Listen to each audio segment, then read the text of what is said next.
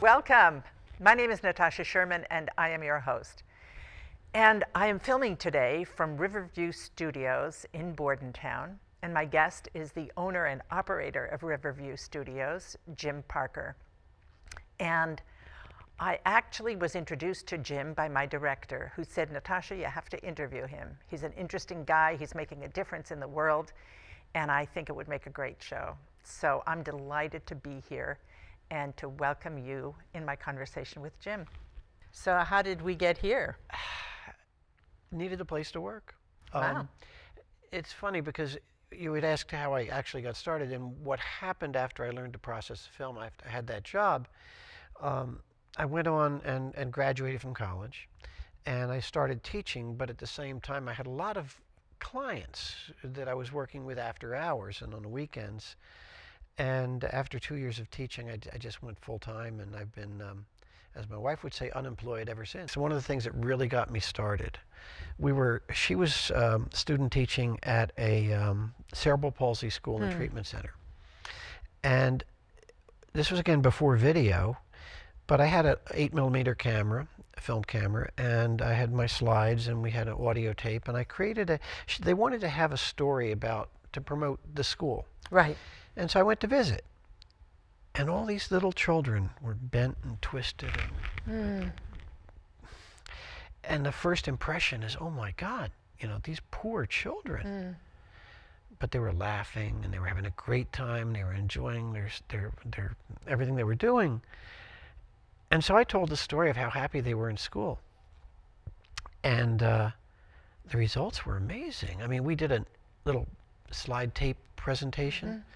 And they showed it to a women's group, and this was back in the early 70s. They raised $800 from like a half a dozen women. Wow. In one sitting. Wow. I thought, well, this is powerful.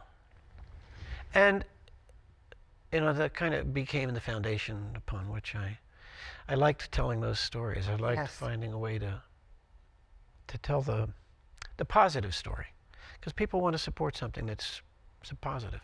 Yeah, and I think inherently people want to make a difference. And, you see them mobilize when some big catastrophic thing happens, and it's just like there's no stopping them, and it becomes a profound experience for them. And I think we lose sight of the fact that every day we have the opportunity to do that. It doesn't look as dramatic, but every interaction has that possibility, and every little story.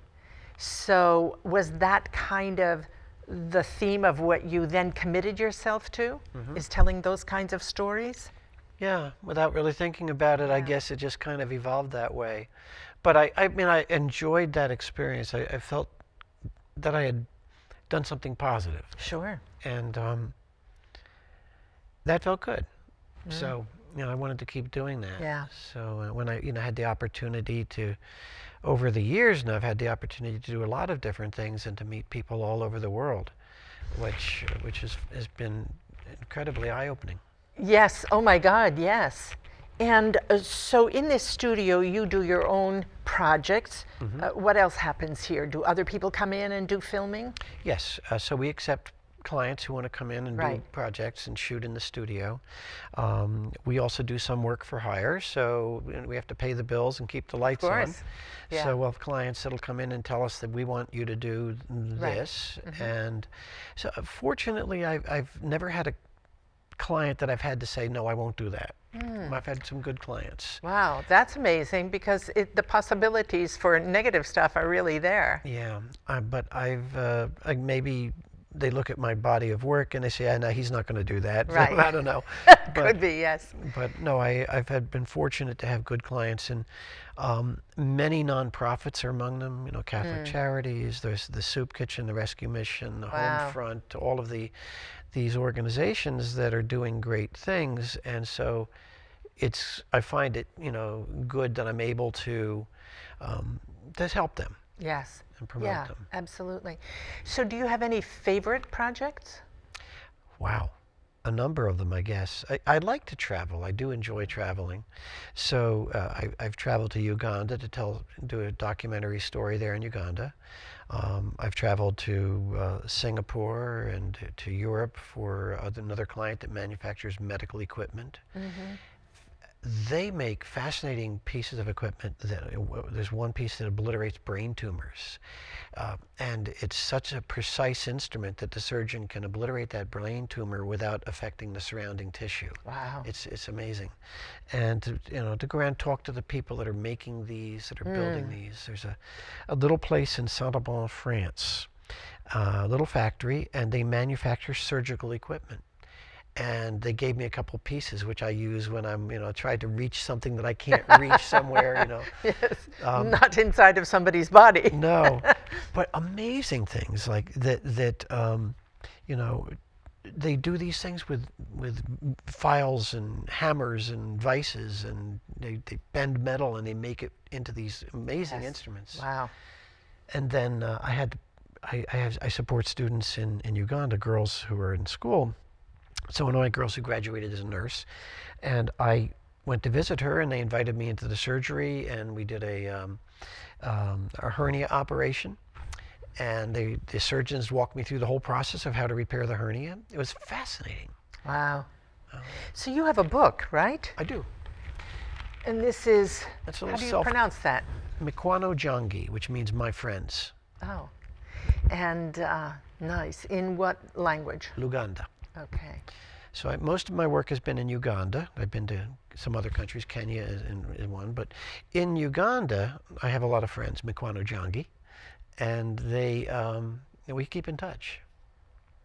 And so what is this book? I mean, it's kind of the story of my exposure and my experience. It's about the people, because really, any place you go, it's about the people. So when I first arrived, I'd never been to Africa. And what got you there first, besides the plane? Well, I was doing work for the Catholic Diocese as a client of Trenton. And Bishop Smith had gone to Uganda and came back with a bunch of shaky VHS footage, and he said, "Jim, can you edit this?" So, yeah. I said, "Listen, next time you go, assuming there's a next time, I'd love to have the opportunity to be included, and I will shoot you some good footage." Well, the year went by, and they said, "Hey, we're going to Uganda. It's only going to cost you $3,000, but okay." I anteed it up, and so I went and met the most amazing people. I went with the expectation that it was going to be different, but I had no idea how different. I figured it had to be different because it's Africa. Sure. Lions, tigers. Right. I don't know. But what I found were people. And they were just like me. I mean, their skin was black, my skin was white. But other than that, I mean, we could have been family. I felt so very much at home and very welcomed. I think, first of all, when in their culture, when somebody comes to visit, they invest the time. They're there with you. They take you around. They spend the time with you. It's quite extraordinary, isn't it? It is. Yeah. Here So we say, "Oh, well, I've got a few minutes." Take a shot of the Empire State Building, get back on the train. Yeah. But they spend the time with you. And so I got immersed in their culture. I lived in a mud brick house on occasion. I learned to use the latrine outdoors. I showered under the stars with hot water from the fire. It was fascinating. It was amazing. I saw big snakes. I saw interesting animals. And were you filming all this time? Oh, yeah. I've got And hundreds of were they hours. open to being filmed? Yes, yeah. Because it's like home movies. We were taking pictures of friends. Because I treated it as, when I met somebody there, I would try to remember their name. I would try to learn a little bit about them. I met one man who had a really interesting hat, and an old man, and I remember his name was Christopher because my son's name is Christopher. And so I went back a number of times, and the following year when I went back, I saw him, and I called across the space. I called across, "Hey, Christopher!" Well, he was amazed that this man came back from so far away, and from America. remembered him. Yeah, yeah. So when you were there, you said you have supported some students there, or how did that happen? The very first time we arrived, we attended a youth. I was following the bishop and his group. We attended a youth conference, and there were hundreds of young people there. High school age, from 12 years and up. And we got to meet people, and two young girls approached me. They were 12 and 13, Jane and Betty, and they asked if I would sponsor them in school. I said, well, let me think about that. I don't know. But we were there for 3 weeks, and I found out that if they were not able to find a sponsor, their parents were ready to marry them off at 12 and 13 years old. Might get a cow or some chickens or some goats, perhaps,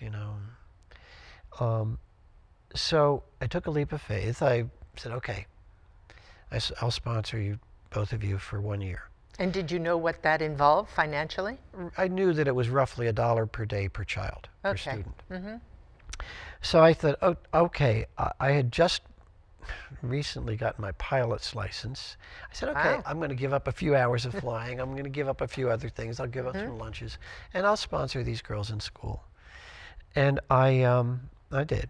And I went back the following year. They had done so well, I renewed, gave them another year. And somehow or other, time went by, and next thing you know, they graduated.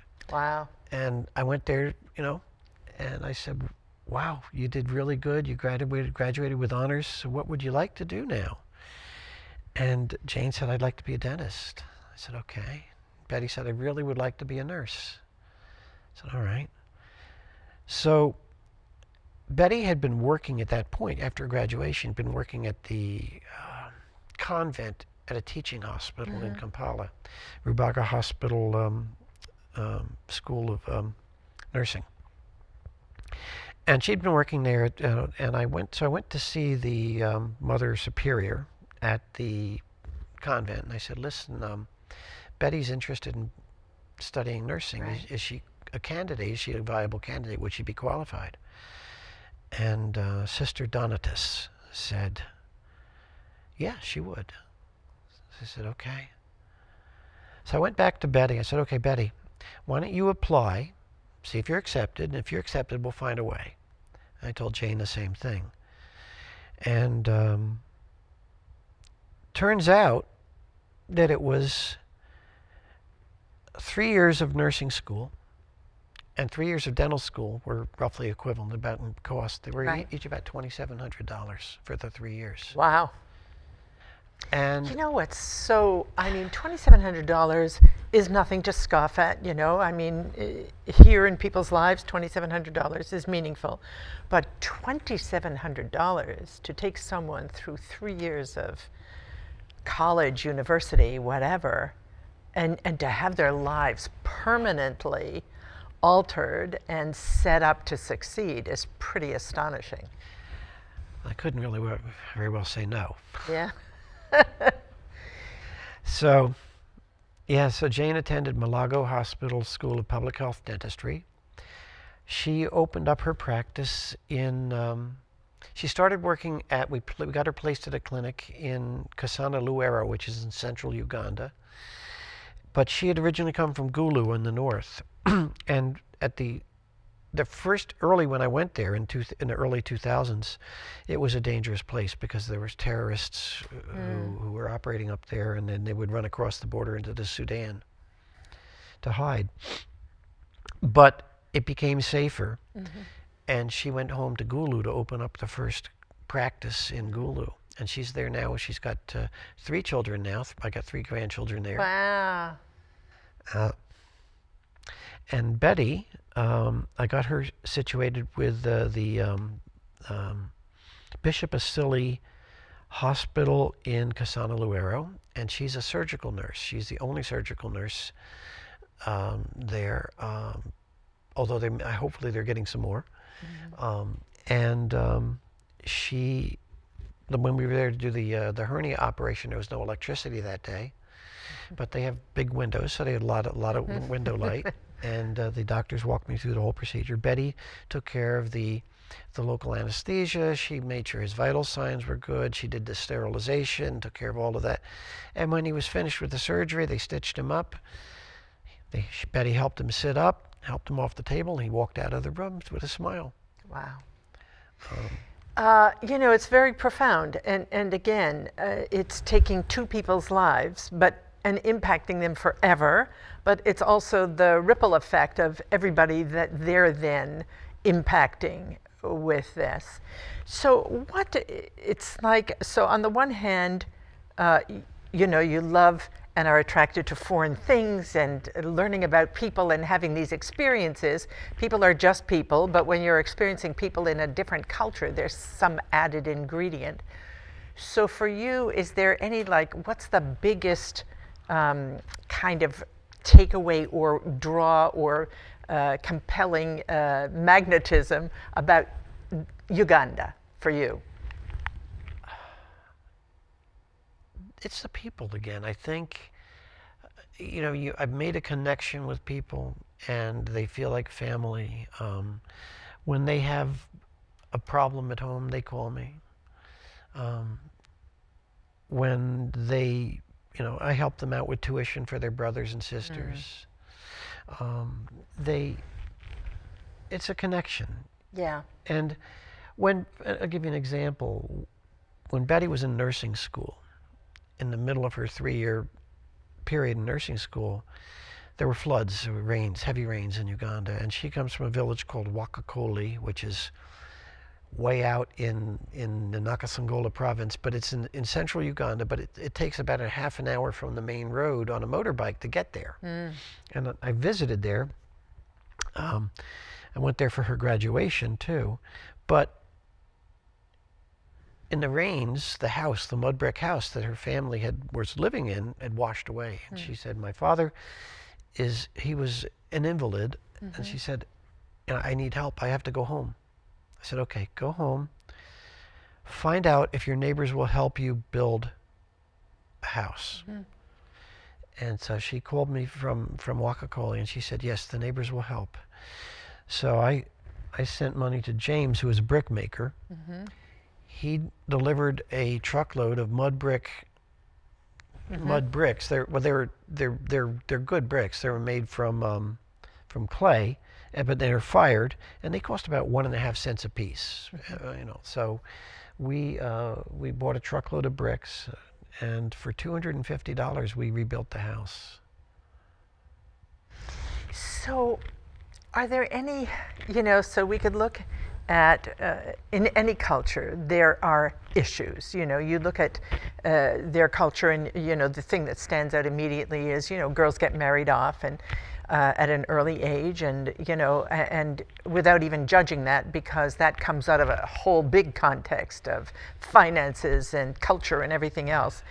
But there's something to be learned from every culture that we could then bring back here. So what are the lessons for you that you can say, we should integrate this a little more in our lives? I think they taught me to be present, to take the time.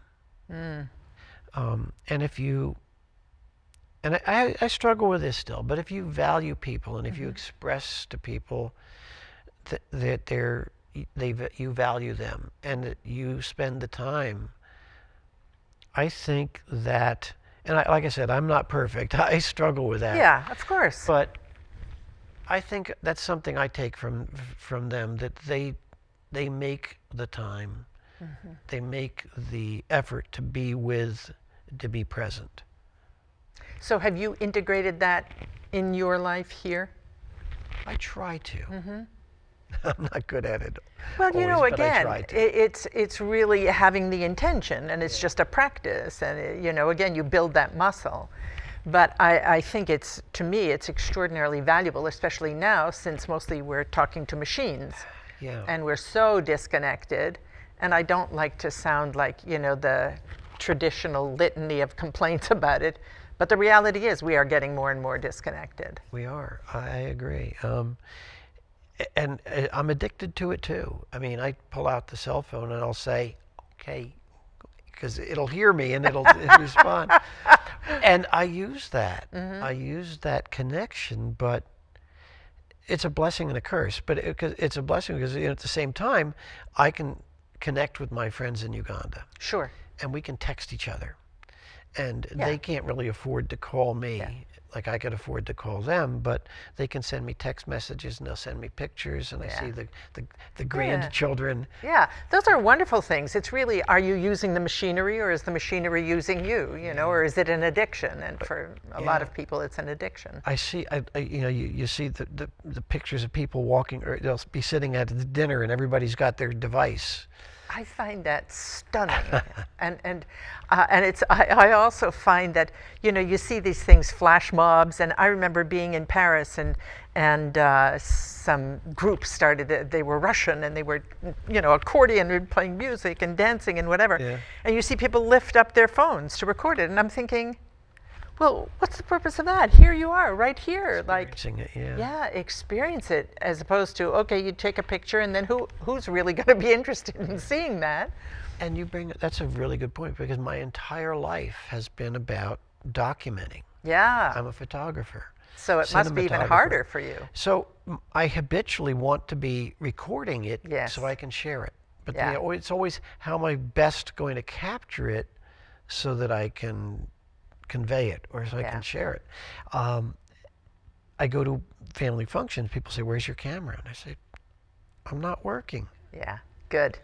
And But it's it's really, hard. again, it's intention, because again, it's part of your DNA to photograph, to film, to capture. Right. But again, it's just really in the moment choosing, would I be better off, you know, having the experience, or do I need to capture this? Yeah. You know what the crazy thing is? If you think about outcomes, I'm on the board of the Soup Kitchen. I'm involved with a number of other organizations here. That all happened because I went to Uganda. And I went to... How so? In the very first trip, I came back, and I came back after 3 weeks in Uganda, and I wanted to spend time with my daughters. I had a whole new appreciation for how fortunate we are to have paved roads and running water and electricity. And healthcare and everything else.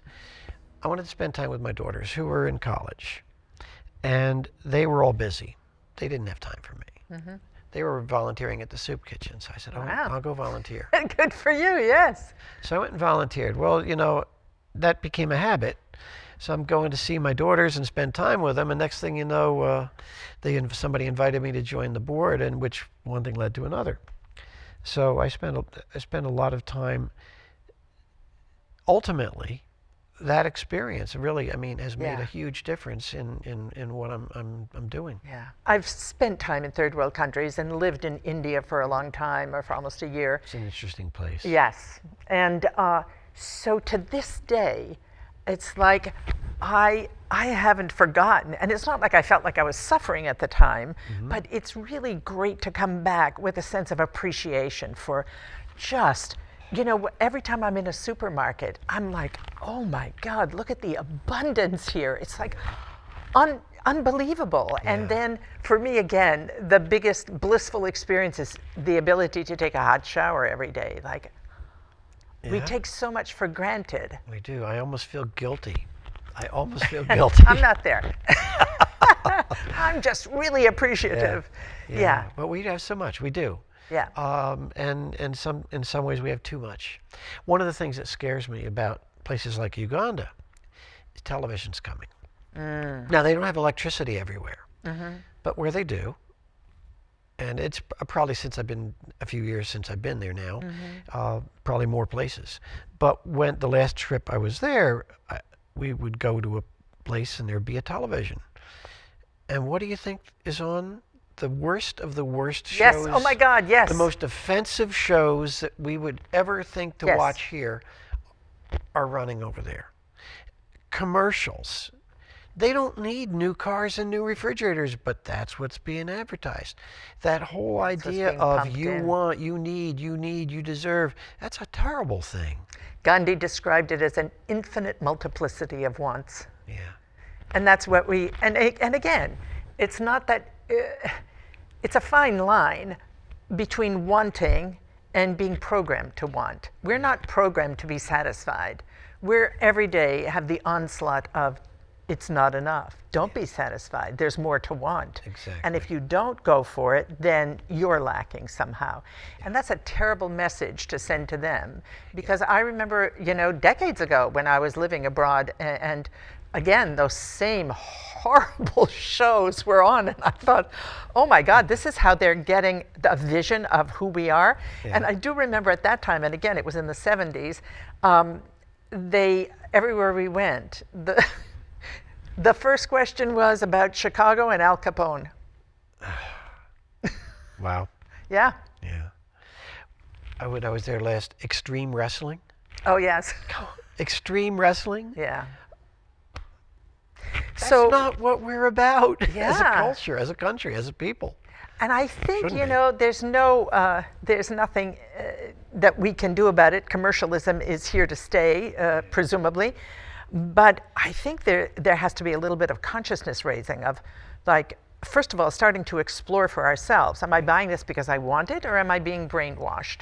If I find myself getting into debt for some, because for something that I don't really need, then it's to start questioning that. But it's also it's creating a self-awareness, and then creating an awareness of what we want to export. Like, what's the context in which we want to live? Is it really just about buy more? Yeah. I've always, looked at it from the point, I want to leave a mark. I want to change the world, And you are. But you can only do it one person at a time. Yes. But that, again, we say that and as if it's not enough. But really, if each person is living from the context of, I want to contribute, I want to make a difference, and it really does feed us. There's no doubt about it. We feel much better when we make a difference. And so, again, the world out there is a manifestation of 7-point-something billion people. We created all of this mess, or not mess. Yeah. And it's just really, we have the power to kind of raise the bar. And I think we should. We got to leave the place better than we found it, Yeah. don't you think? Yeah. So on that note, any message, other than that? I thought that was great. I guess we have to I look at things that, if you look at the whole picture, it's overwhelming. But that one person at a time, building that one bridge, because each person, every person that Betty touches in the clinic when she's doing her nursing is expanding on what we started. And every person that Jane treats in her clinic, and all of the people that she inspires to, especially for girls who have Yes. not, to reach higher and to do Yeah. more, to be more. Yeah. I think we have to look at those individuals and say, yeah, that is important and it does make a difference. Absolutely. Absolutely. And it leaves us feeling less powerless, because it's easy to be overwhelmed and say, oh, I'm only one person. But if you make a difference with one person and they expand that whole ripple effect. Yeah. Yeah. Jim, thank you. It's been a pleasure. Pleasure's been mine. My name is Natasha Sherman. Thank you for joining us.